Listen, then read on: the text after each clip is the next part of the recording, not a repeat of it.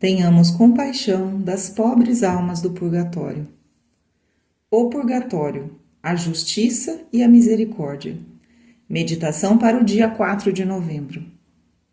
Existe o purgatório, isto é, um lugar de expiação onde se purificam as almas para a visão beatífica. Quem é digno de subir a montanha santa? Quanta santidade e pureza de vida exige o Senhor dos que há de admitir a sua presença, a presença daquele Deus 3 vezes santo, ante o qual os serafins cobrem as faces com suas asas e os céus repetem: Santos, santos, santos, santo é o Senhor, Deus dos exércitos. A pobre criatura humana, tão miserável, nem sempre, ao deixar a terra, é bastante pura e santa e merece a presença do Senhor, a visão beatífica. E também, como há de ser condenada às chamas eternas, a alma que, embora não tivesse pago a dívida dos seus enormes pecados na penitência desta vida, não é todavia merecedora do castigo eterno? Há de entrar no céu? Não. Lá só se encontram os santos e os puros de coração. E que pureza angélica requer a divina justiça para o céu? Há de ser condenada ao inferno? Oh, não! A misericórdia divina jamais o permitiria. Faltas veniais, imperfeições, falta de penitência dos pecados graves, tudo isso é bem verdade, exige o castigo, e sem a penitência não se há de entrar no céu. Porém, a justiça e a misericórdia divina se uniram e inventaram uma obra-prima dessa mesma justiça e dessa misericórdia infinitas do Senhor. O pecado será castigado, a dívida exigida pela justiça será paga até o último ceitil, mas a infinita misericórdia há de salvar a pobre alma culpada, há de lhe abrir um dia as portas do céu. Existe um purgatório. Não é consoladora e racional a doutrina da Igreja nesse dogma? A Sagrada Escritura. A oração pelos mortos e a existência de um lugar de expiação claramente se encontram afirmadas nos livros santos.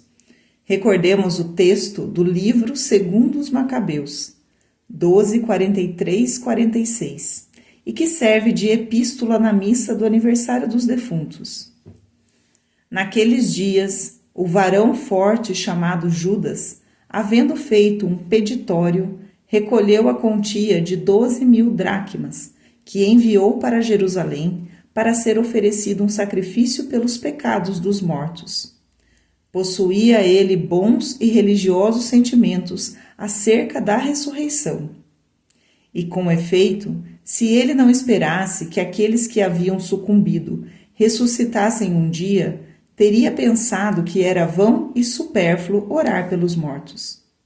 Assim, ele acreditava que uma abundante misericórdia estava reservada para aqueles que morressem piedosamente, pois, na verdade, é um santo e salutar pensamento orar pelos mortos, para que sejam livres dos seus pecados. Que se conclui do texto sagrado? Há um lugar de expiação e podemos orar pelos mortos, pois é santo e salutar este pensamento. E o Evangelho? Algum texto deste livro, de todos o mais sagrado, prova a existência do purgatório?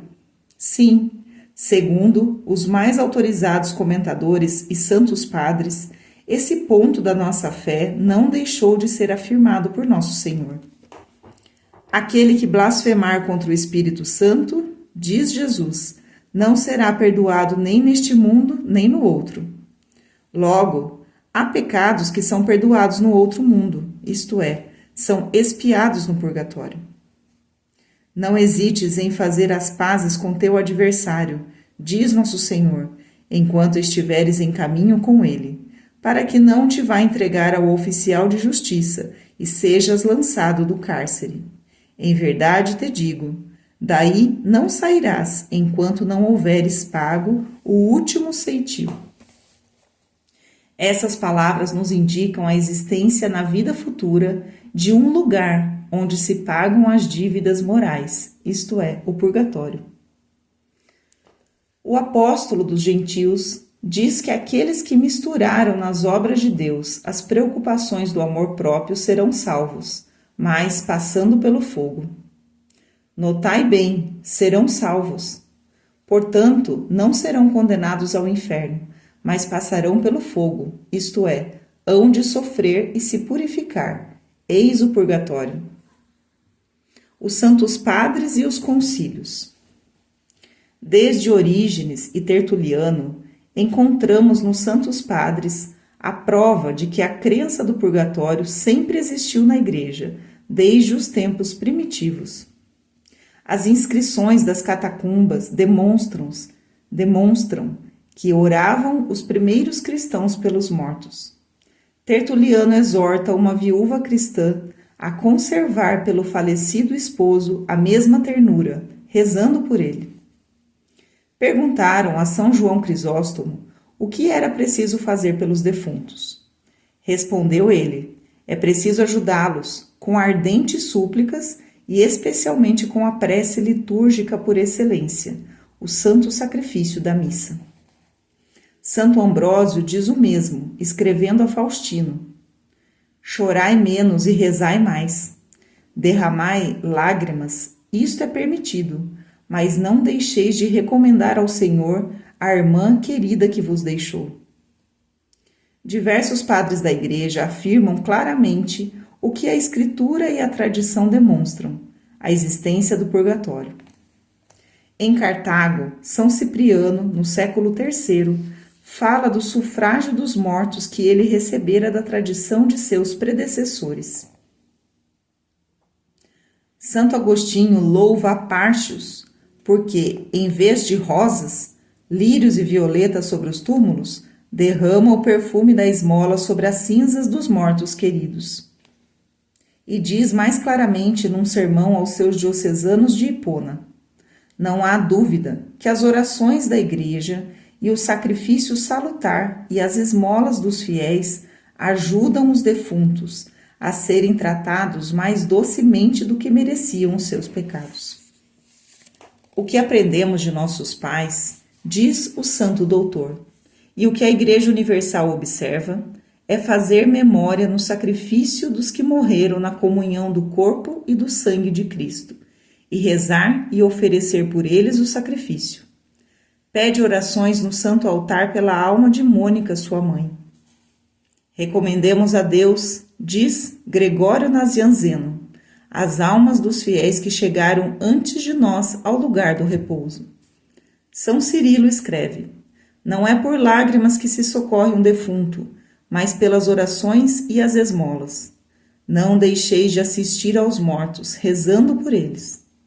E muitos outros padres da Igreja afirmam claramente a existência do purgatório e a eficácia dos nossos sufrágios. Agora vejamos a autoridade dos concílios. Inúmeras assembleias provinciais e ecumênicas afirmaram o dogma do purgatório e recomendaram os sufrágios e orações pelas almas.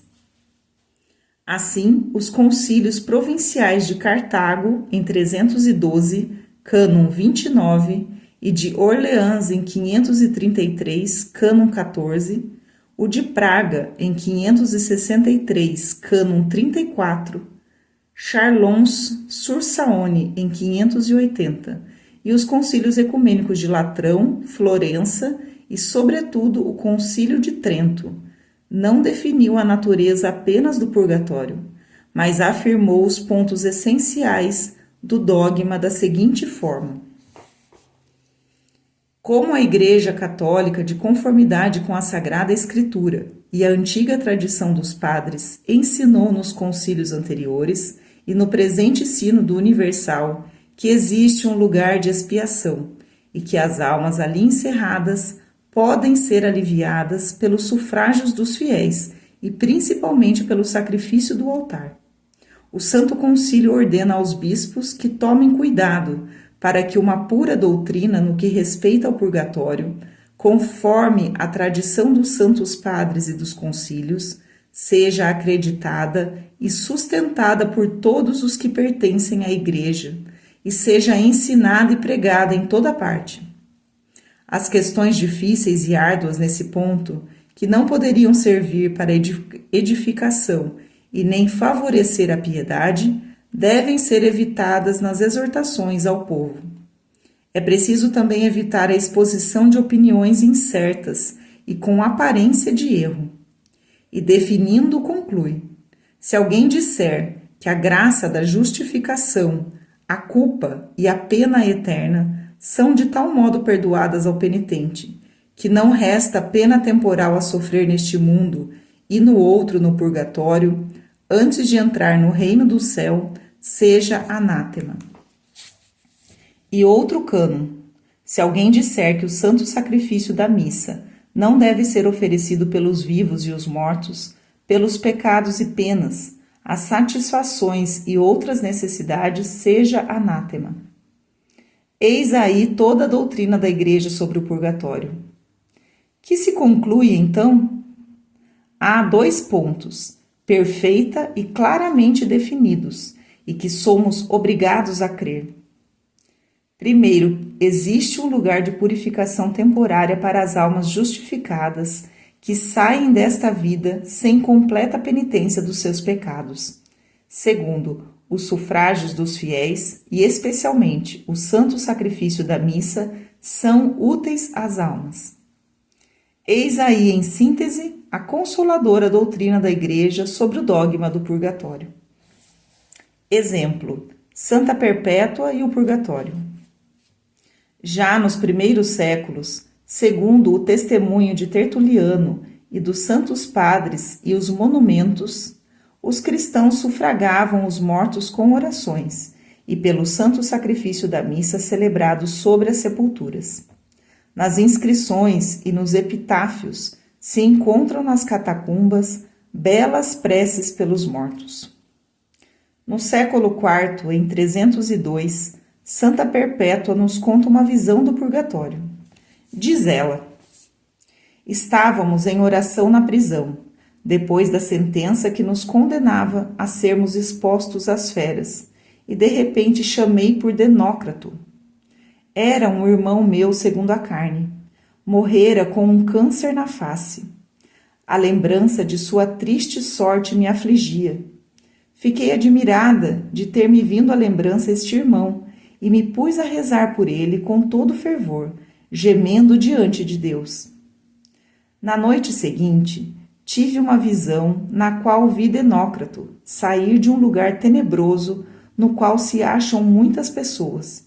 Estava abatido e pálido, com a úlcera que o levou à sepultura. Tinha uma grande sede. Junto de mim estava uma bacia com água, mas ele em vão tentava beber e não conseguia. Conheci que meu irmão estava sofrendo e era preciso rezar por ele. Pedi por ele dia e noite com muitas lágrimas, para que fosse libertado. Alguns dias depois tive outra visão, na qual Denócrato me apareceu todo brando, brilhante e belo, e se inclinou e bebeu à vontade a água que antes não pude tirar. Conheci por isso que estava livre do suplício. Eis um belo trecho que vem provar a antiguidade da crença do purgatório. Santo Agostinho reconhece a autenticidade das atas de Santa Perpétua e nota que o irmãozinho da santa deveria ter cometido alguma falta depois do batismo.